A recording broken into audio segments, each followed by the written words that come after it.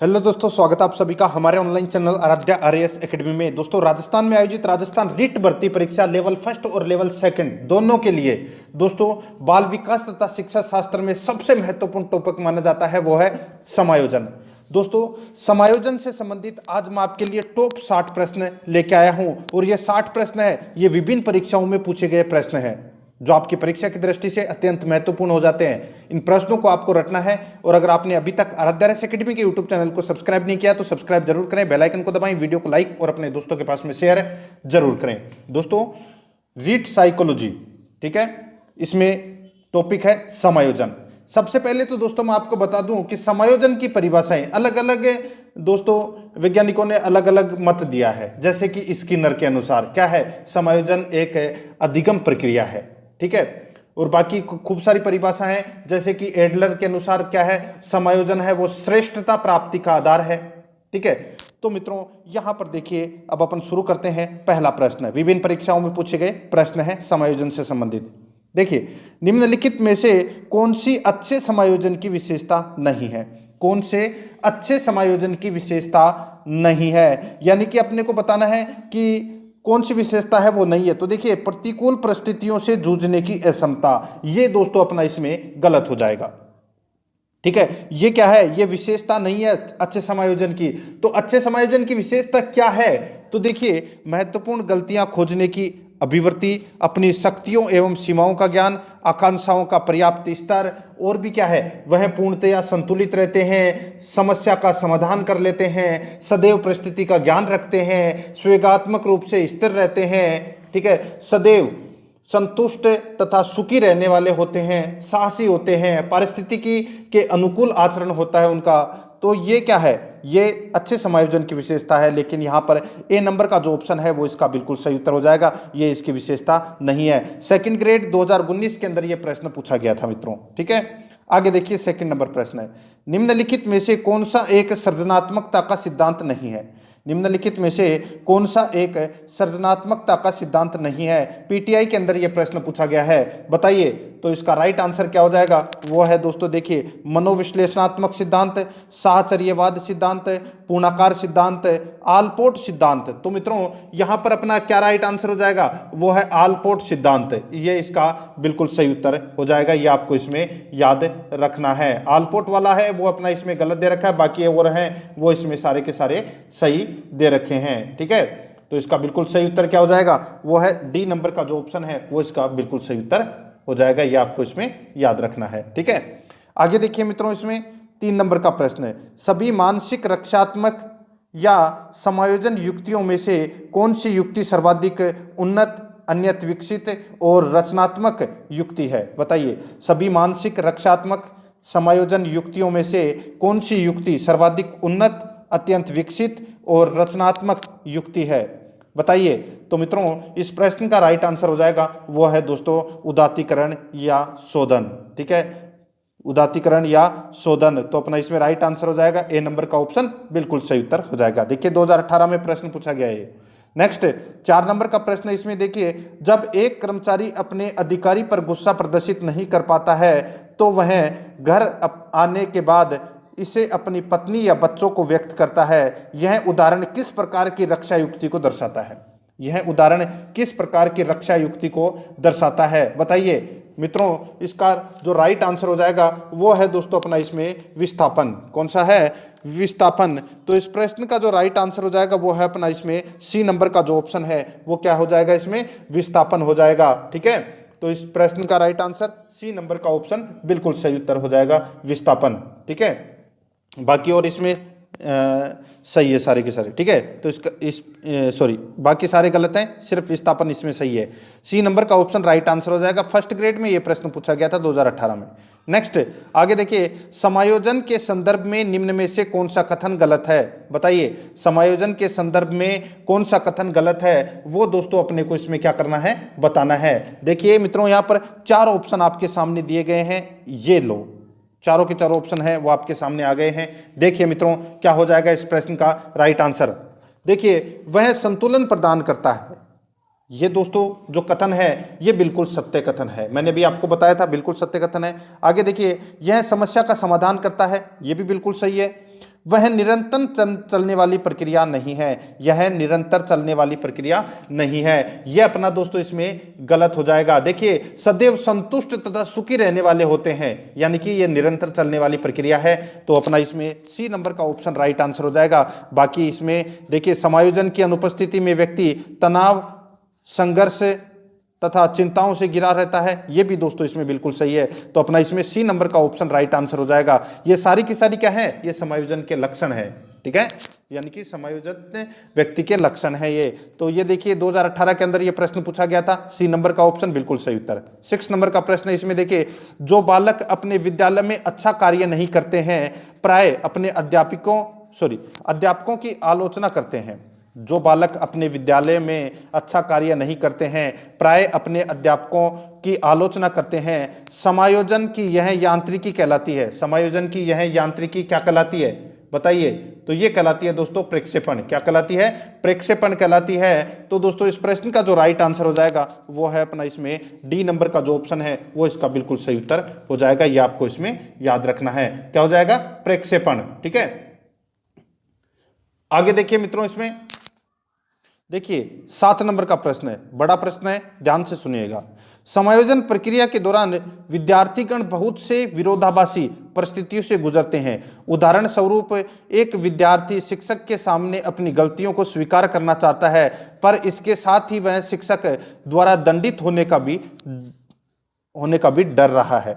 ठीक है, निम्नलिखित में से किसके सापेक्ष में इसे अच्छी तरह समझाया गया है? बताइए, इसे किसके सापेक्ष में अच्छी तरह समझाया गया है? यानी कि एक विद्यार्थी है, वो शिक्षक के सामने अपनी गलती स्वीकार करना चाहता है, लेकिन उसे ये भी डर है कि अगर मैंने वो गलती स्वीकार कर ली तो दोस्तों शिक्षक है वो दंडित भी कर सकता है। ठीक है, तो ये भी डर है। तो ये किसके सापेक्ष में अच्छी तरह से समझाया गया है? बताइए, रेट के अंदर ये प्रश्न पूछा गया है लेवल 1 के अंदर।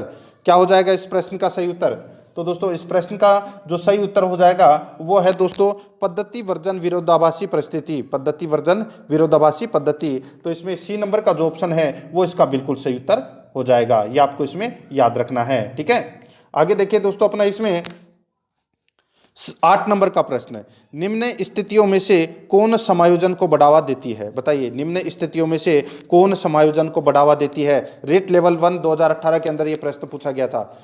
निम्न स्थितियों में से कौन समायोजन को बढ़ावा देती है? तो दोस्तों इस प्रश्न का जो राइट आंसर हो जाएगा वो है दोस्तों अपना इसमें क्या, भय और चिंता से मुक्त। भय और चिंता से मुक्त है, ये समायोजन को बढ़ावा देती है। तो अपना इसमें राइट आंसर डी नंबर का ऑप्शन बिल्कुल सही उत्तर हो जाएगा। आगे देखिए, अपना इसमें 9 नंबर का प्रश्न है।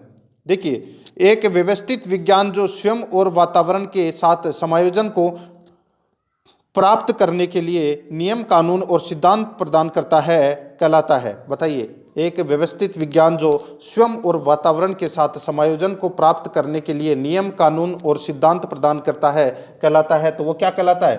तो वो कहलाता है दोस्तों इसमें दिमागी आरोग्यता। दिमागी आरोग्यता कहलाता है।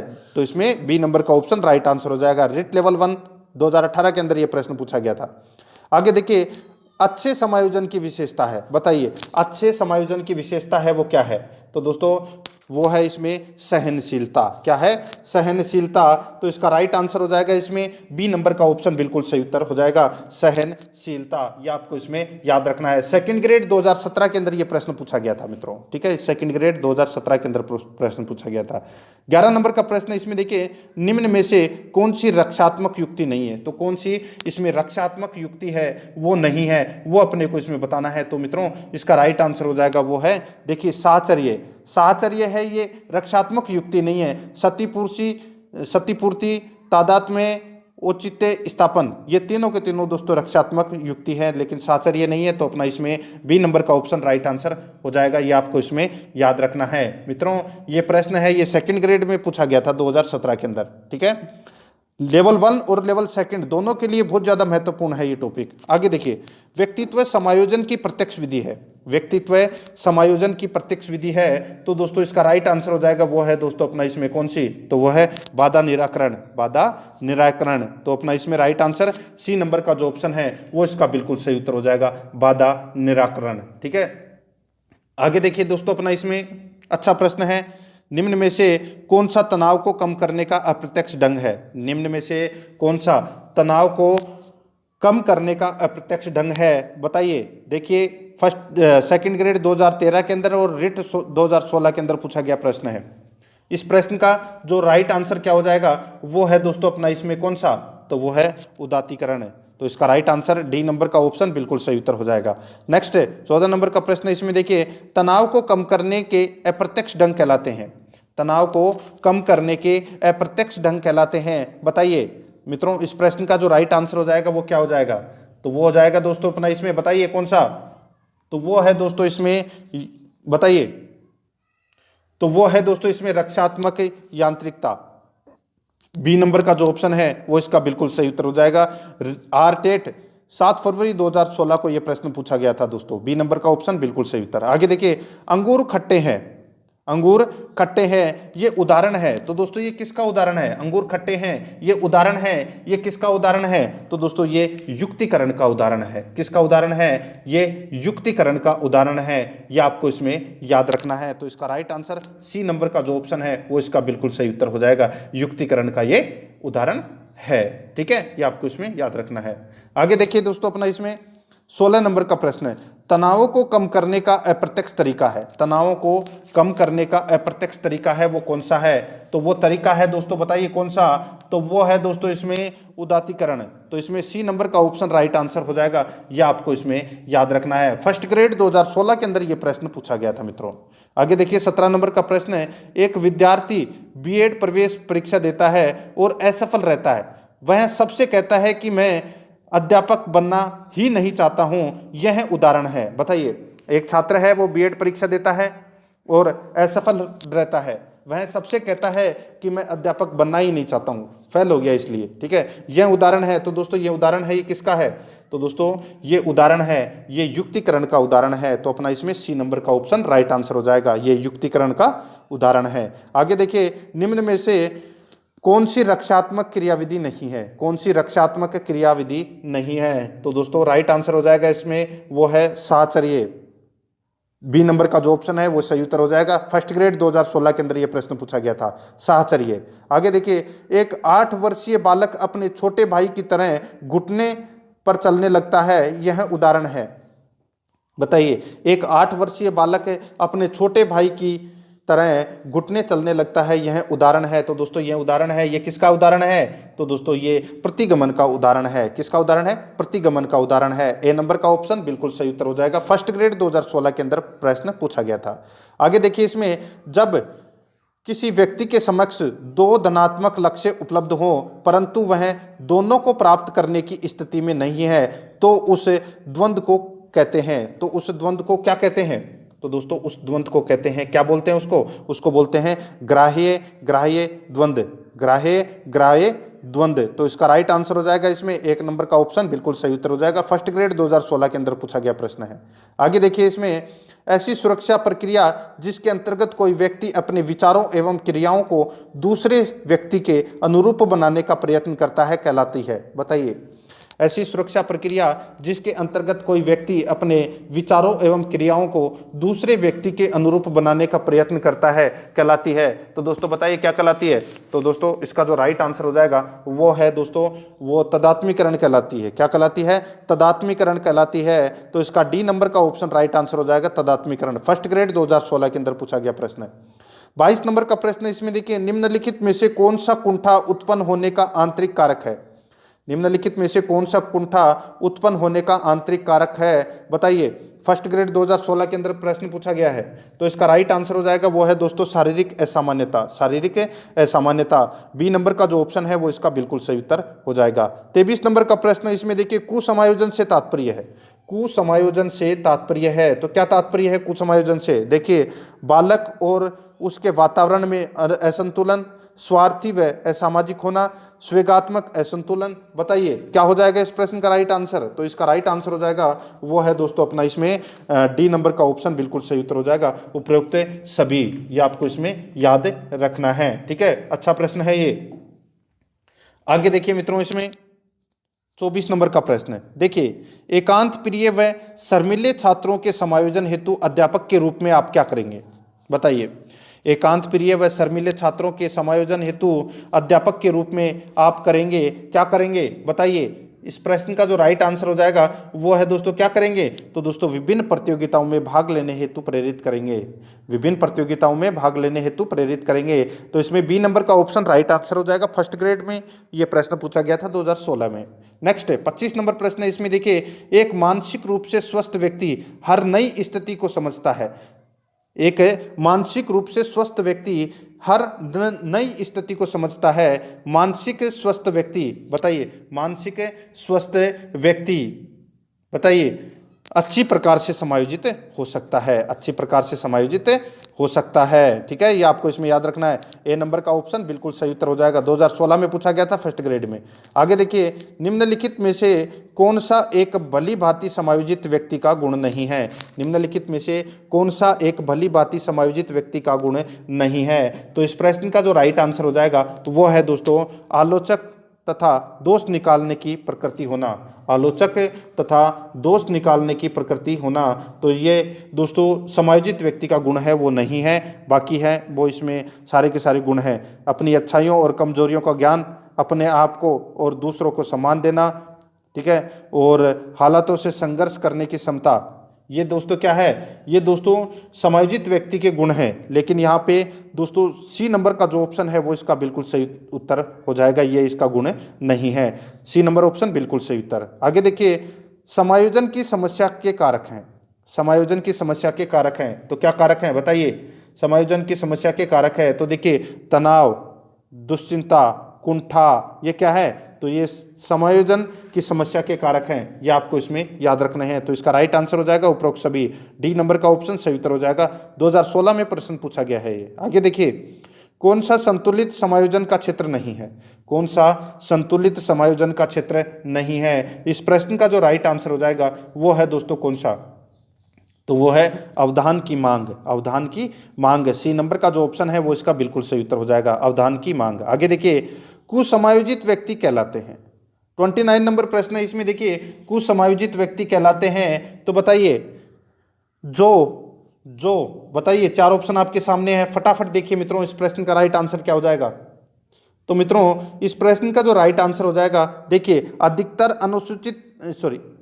अनुचित ढंग से द्वंद्वात्मक स्थिति का सामना करते हैं, समाज विरोधी गतिविधियों में सहभागिता करते हैं, द्वंद्व को दूर करने में असमर्थ होते हैं। ये क्या होते हैं, ये दोस्तों कुसमायोजित व्यक्ति की विशेषता है और ये सारे के सारे दोस्तों कुसमायोजित व्यक्ति कहलाते हैं। तो अपना इसमें राइट आंसर क्या हो जाएगा, वो है दोस्तों अपना इसमें डी नंबर का जो ऑप्शन है वो इसका बिल्कुल सही उत्तर हो जाएगा। ये आपको इसमें याद रखना है। ठीक है, आगे देखिए दोस्तों, देखिए 30 नंबर का प्रश्न है, तनाव को कम करने तथा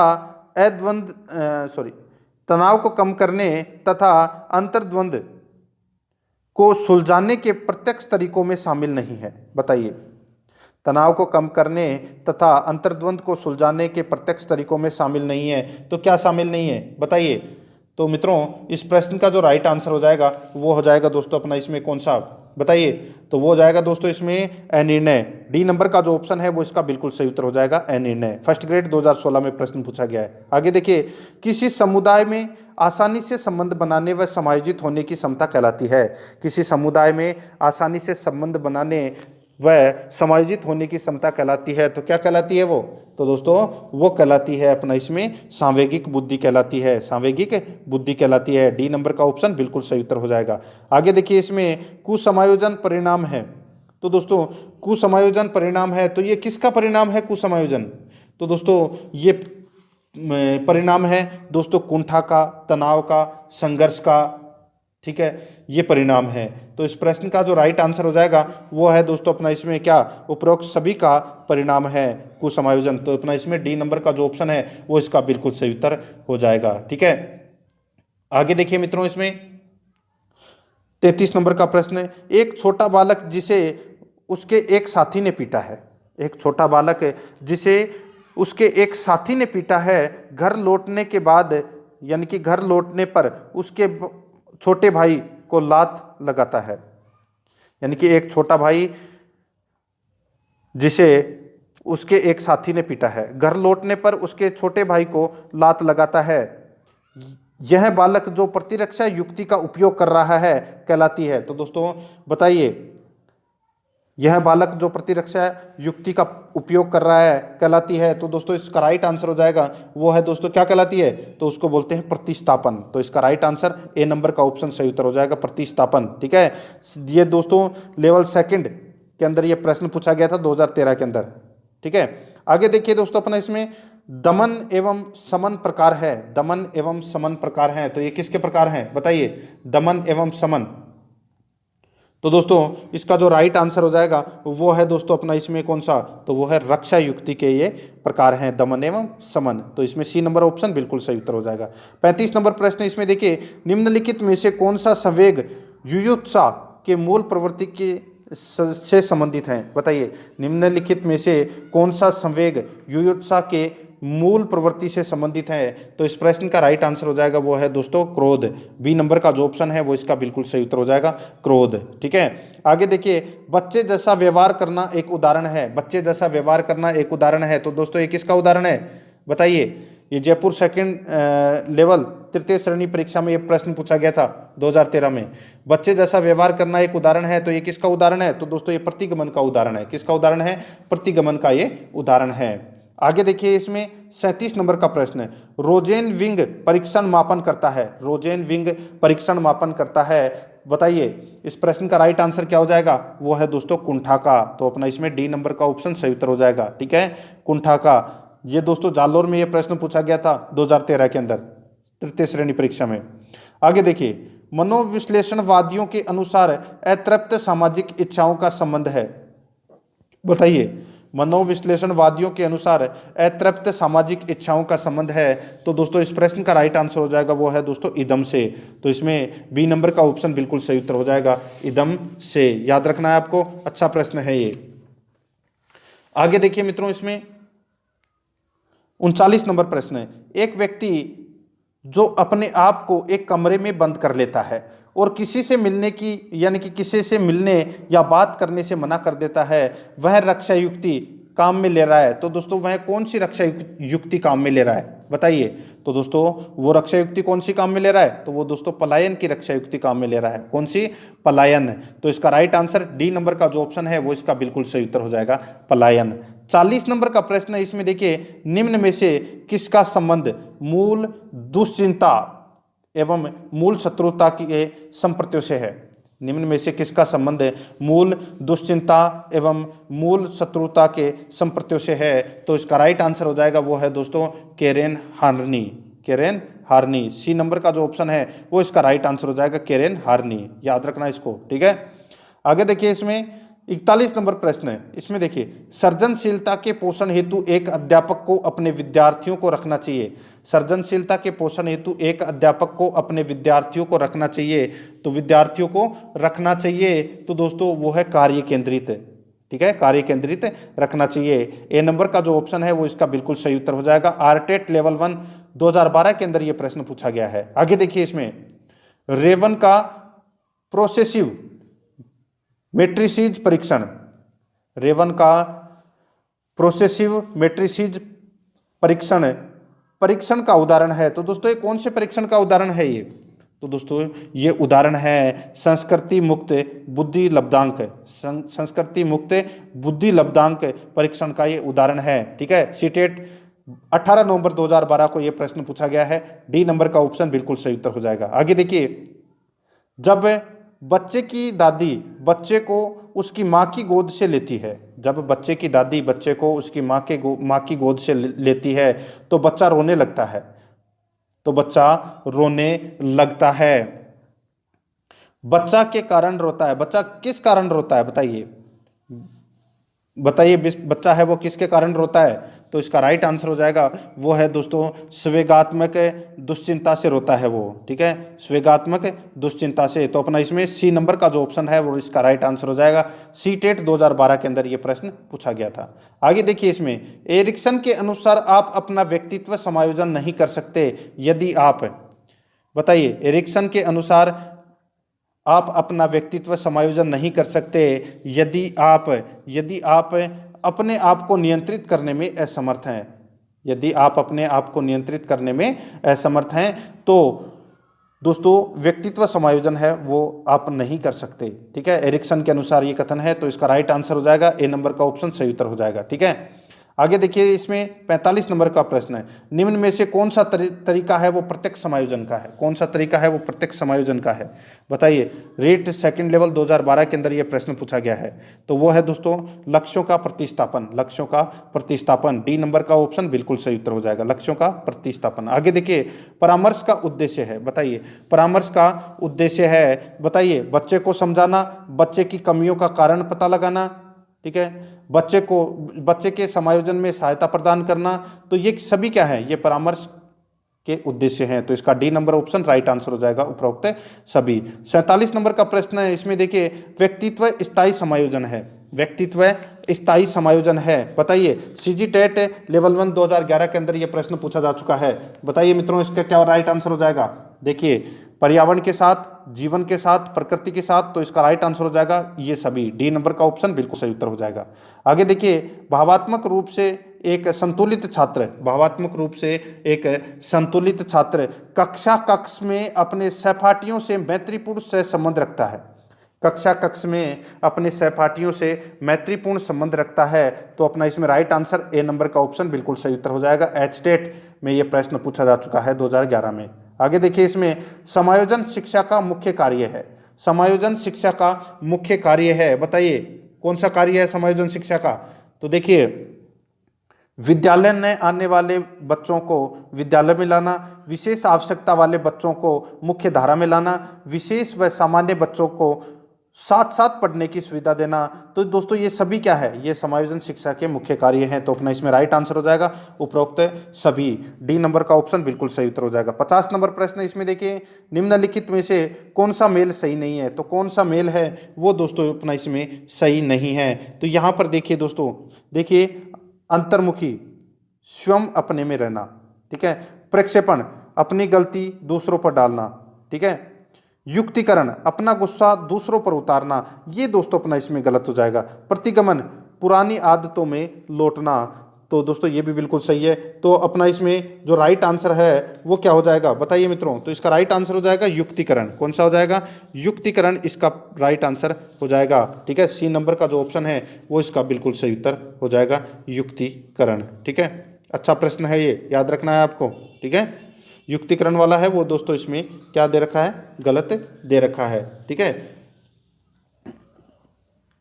तो अपना इसमें सी नंबर का ऑप्शन सही उत्तर हो जाएगा। आगे देखिए, अपना इसमें कुछ लोगों का कहना है कि जब बालक को गुस्सा आता है तो वह खेलने के लिए चले जाते हैं, जब तक पहले से अच्छा महसूस नहीं करते हैं। उनके व्यवहार में निम्नलिखित में से कौन सा प्रतिरक्षा तंत्र परिलक्षित है? बताइए। कुछ लोगों का कहना है कि जब बालकों को गुस्सा आता है तो वो खेलने के लिए चले जाते हैं, जब तक पहले से अच्छा महसूस नहीं करते हैं। उनके व्यवहार में निम्नलिखित में से कौन सी प्रतिरक्षा तंत्र परिलक्षित है? तो इस प्रश्न का जो राइट आंसर हो जाएगा वो है दोस्तों अपना इसमें पृथक्करण। तो इसका राइट आंसर बी नंबर का ऑप्शन सही उत्तर हो जाएगा, पृथक्करण। ठीक है, आरटेट 2011 के अंदर ये प्रश्न पूछा गया था। आगे देखिए, समायोजन से तात्पर्य स्वयं का विभिन्न परिस्थितियों में अनुकूल रहना है ताकि उन्हें संतुष्ट किया जा सके। बताइए, समायोजन से तात्पर्य स्वयं को विभिन्न परिस्थितियों में अनुकूल रहना है ताकि उन्हें संतुष्ट किया जा सके। तो दोस्तों इसका राइट आंसर हो जाएगा वो है दोस्तों आवश्यकताओं को। ठीक है, तो इसका राइट आंसर हो जाएगा आवश्यकताओं को संतुष्ट किया जा सकते। तो अपना इसमें डी नंबर का ऑप्शन राइट आंसर हो जाएगा। आरटेट 2011 में पूछा गया प्रश्न है। आगे देखिए, एक छोटे कद की लड़की ऊंची एडी के जूते पहनकर लंबी दिखाना चाहती है। निम्न में से किस रक्षा युक्ति का प्रयोग किया है उसने? बताइए, किस रक्षा युक्ति का प्रयोग किया है? तो इसका राइट आंसर हो जाएगा वो है दोस्तों सतीपूर्ति का। तो इसका राइट आंसर ए नंबर का ऑप्शन बिल्कुल सही उत्तर हो जाएगा, सतीपूर्ति का। आगे देखिए, अपना इसमें देखिए 54 नंबर का प्रश्न है, मानसिक थकान का लक्षण है। मानसिक थकान का लक्षण है तो वो कौन सा है? तो वो है ध्यान का केंद्रित न होना। ध्यान का केंद्रित न होना ये मानसिक लक्षण का थकान यानी कि मानसिक थकान का लक्षण है। डी नंबर का जो ऑप्शन है वो इसका बिल्कुल सही उत्तर हो जाएगा। आगे देखिए, इसमें भग्नाशा का सबसे बड़ा आंतरिक कारण है। भग्नाशा का सबसे बड़ा आंतरिक कारण है वो कौन सा है? बताइए। देखिए, सेकंड ग्रेड में ये प्रश्न पूछा गया था सामाजिक विज्ञान में। 2010 के अंदर। इसका राइट आंसर हो जाएगा वो है दोस्तों मानसिक संघर्ष। बी नंबर का ऑप्शन बिल्कुल सही उत्तर हो जाएगा। आगे देखिए 56 नंबर प्रश्न है, किसी व्यक्ति द्वारा अपना अस्तित्व भुलाकर किसी दूसरे व्यक्ति के गुणों व अवगुणों का अनुकरण करना कहलाता है। किसी व्यक्ति द्वारा अपना अस्तित्व भुलाकर किसी दूसरे व्यक्ति के गुणों या अवगुणों का अनुकरण करना कहलाता है। तो दोस्तों क्या कहलाता है? तो ये कहलाता है दोस्तों तदात्मीकरण। क्या कहलाता है? तदात्मीकरण कहलाता है। डी नंबर का ऑप्शन राइट आंसर हो जाएगा। देखिए सेकंड ग्रेड गणित 2010 के अंदर ये प्रश्न पूछा गया है। आगे देखिए, जब व्यक्ति असफलता, दुख, पीड़ा को बलपूर्वक भूलने का प्रयास करता है तो इसे कहते हैं, तो उसे क्या कहते हैं? उसे कहते हैं दोस्तों दमन। उसको क्या बोलते हैं? दमन बोलते हैं। तो इसका डी नंबर का ऑप्शन राइट आंसर हो जाएगा। हिंदी सेकंड ग्रेड 2010 के अंदर यह प्रश्न पूछा गया है। आगे देखिए, एक विकलांग बालक अत्यधिक परिश्रम करके कक्षा में प्रथम स्थान यानी कि प्रथम आने का प्रयास करता है, इसे किस प्रतिरक्षा प्रणाली में रखेंगे? बताइए, इसे किस प्रतिरक्षा प्रणाली में रखेंगे? तो इसका राइट आंसर हो जाएगा वो है दोस्तों क्षतिपूर्ति में। तो डी नंबर का जो ऑप्शन है वो इसका बिल्कुल सही उत्तर हो जाएगा, क्षतिपूर्ति में। 59 नंबर प्रश्न है, इसमें देखिए किशोरों में द्वंद्व उभरने का मुख्य कारण है। किशोरों में द्वंद्व उभरने का मुख्य कारण कौन सा है? तो दोस्तों वो है इसमें कौन सा? तो वो है अवसरों की प्रतिकूलता। बी नंबर का जो ऑप्शन है वो इसका बिल्कुल सही उत्तर हो जाएगा। आरपीएससी 2004 में ये प्रश्न पूछा गया था। ठीक है मित्रों, आज के लिए इतना ही काफ़ी। ये अपना समायोजन का टॉपिक है वो दोस्तों समाप्त हो चुका है। ठीक है, कल अपन नया टॉपिक लेंगे एक, और उससे संबंधित मैं आपको टॉप इंपोर्टेंट प्रश्न करवाऊंगा जो विभिन्न परीक्षाओं में पूछे गए प्रश्न हैं। मित्रों, अगर आपने आराध्या आरएस एकेडमी के यूट्यूब चैनल को सब्सक्राइब नहीं किया तो सब्सक्राइब जरूर करें, बेल आइकन को दबाएं, वीडियो को लाइक नहीं किया तो वीडियो को फटाफट लाइक कर दीजिए और अपने दोस्तों के पास में शेयर जरूर करें। मित्रों, वीडियो को लाइक शेयर करना ना भूलें। मिलते हैं नेक्स्ट वीडियो में। जय हिंद, जय भारत।